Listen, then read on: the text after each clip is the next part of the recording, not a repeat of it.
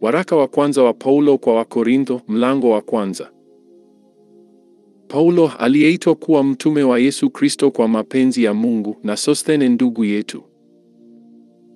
Kwa kanisa la Mungu lililoko Korintho, wale waliotakaswa katika Kristo Yesu, walioitwa wawe watakatifu, pamoja na wote wanaoliitia jina la Bwana wetu Yesu Kristo kila mahali, Bwana wao na wetu. Neema na iwe kwenu na amani zitokazo kwa Mungu Baba yetu na kwa Bwana Yesu Kristo. Namshukuru Mungu siku zote kwa ajili yenu, kwa sababu ya neema ya Mungu mliopewa katika Kristo Yesu. Kwa kuwa katika kila jambo mlitajirika katika yeye, katika maneno yote na maarifa yote, kama ushuhuda wa Kristo ulivyothibitika kwenu. Hata hamkupungukiwa na karama yoyote, mkikutazamia sana kufunuliwa kwake Bwana wetu Yesu Kristo, ambaye atawadhibitisha hata mwisho, ili msilaumiwe siku ile ya Bwana wetu Yesu Kristo. Mungu ni mwaminifu, ambaye mliitwa na yeye mwingie katika ushirika wa mwanawe Yesu Kristo Bwana wetu. Basi ndugu, nawasihi kwa jina la Bwana wetu Yesu Kristo, kwamba nyote mnene mamoja, wala pasiwe kwenu faraka, bali mhitimu katika nia moja na shauri moja. Kwa maana ndugu zangu, nimearifiwa habari zenu na wale walio wa nyumbani mwa Kloe, ya kwamba iko fitina kwenu. Basi maana yangu ni hii, ya kwamba kila mtu wa kwenu kusema, mimi ni wa Paulo, na mimi ni wa Apolo, na mimi ni wa Kefa, na mimi ni wa Kristo. Je, Kristo amegawanyika?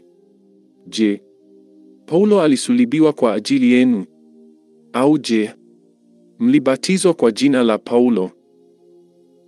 Nashukuru, kwa sababu sikumbatiza mtu kwenu ila Krispo na Gayo. Mtu asije akasema kwamba mlibatizwa kwa jina langu. Tena naliwabatiza watu wa nyumbani mwa Stefana; zaidi ya hao, sijui kama nalimbatiza mtu yeyote mwingine.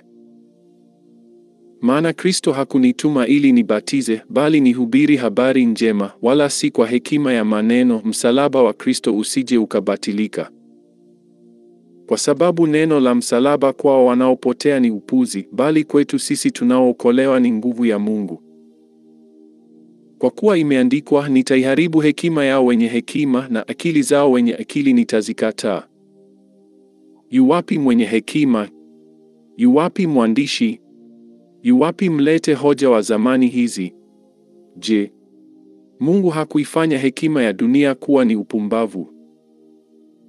Kwa maana katika hekima ya Mungu, dunia isipopata kumjua Mungu kwa hekima yake, Mungu alipenda kuwaokoa waaminio kwa upuzi wa lile neno linalohubiriwa.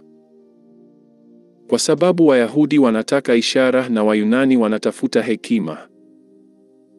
Bali sisi tunamhubiri Kristo aliyesulibiwa; kwa Wayahudi ni kikwazo, na kwa Wayunani ni upuzi. Bali kwao waitwao Wayahudi, kwa Wayunani, ni Kristo nguvu ya Mungu na hekima ya Mungu. Kwa sababu upumbavu wa Mungu una hekima zaidi ya wanadamu, na udhaifu wa Mungu una nguvu zaidi ya wanadamu. Maana ndugu zangu, angalieni mwito wenu, ya kwamba si wengi wenye hekima ya mwilini, si wengi wenye nguvu, si wengi wenye cheo walioitwa.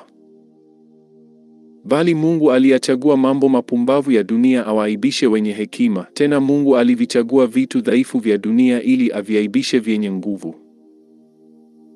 Tena Mungu alivichagua vitu vinyonge vya dunia na vilivyodharauliwa, naam, vitu ambavyo haviko, ili avibatilishe vile vilivyoko. Mwenye mwili awaye yote asije akajisifu mbele za Mungu.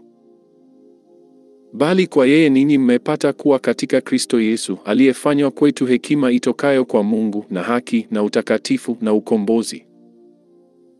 Kusudi, kama ilivyoandikwa, yeye aonaye fahari na aone fahari juu ya Bwana,